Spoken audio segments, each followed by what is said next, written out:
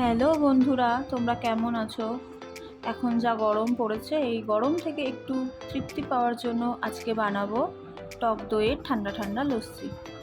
তো এই লস্যিটা বানানোর জন্য প্রথমে আমি একটি মশলা তৈরি করে নেব। তার জন্য নিয়ে নিয়েছি 1 চামচ পরিমাণ জিরে, 1 চামচ বিট নুন এবং 1 চামচ রেগুলার ব্যবহার করা নুন।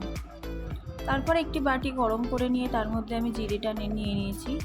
জিরেটা একটু ভালো করে নাড়াচাড়া করে নেওয়ার পর তাতে আবার দিয়ে দিয়েছি বিট নুন, দিয়ে দিয়েছি নুন। তারপর মশলাটা একটু ভাজা ভাজা হয়ে গেলে আমি সেটাকে বেটে নিয়েছি। তারপর আমি আরও নিয়ে নিয়েছি চিনি, নিয়ে নিয়েছি বিট নুন, নিয়েছি এমনি নুন, নিয়ে নিয়েছি জলজিরা।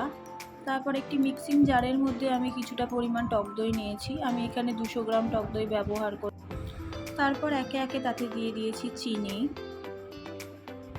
দিয়ে দিয়েছি নুন, দিয়ে দিয়েছি বিট নুন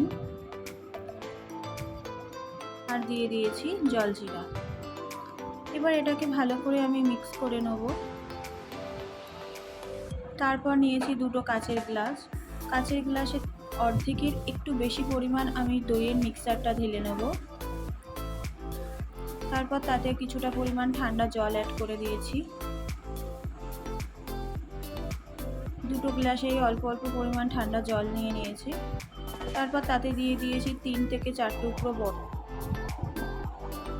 বরফটা দেওয়ার পর আমি একটা চামচের সাহায্যে মিশ্রণগুলোকে ভালো করে ঘেটে নিয়েছি।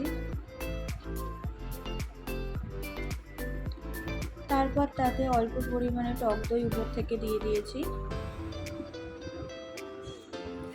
তার উপর দিয়ে ছড়িয়ে দিয়েছি আগে থাকতে তৈরি করা মশলাটা। তারপর দিয়ে দিয়েছি পুদিনা পাতা। তৈরি হয়ে গেল আমাদের ঠান্ডা ঠান্ডা লস্যি। বন্ধুরা, লস্যিটা ভীষণ ভালো খেতে হয়েছিল। আশা করি তোমাদেরও খুব ভালো লাগবে। তোমরাও একবার তৈরি করে দেখতে পারো।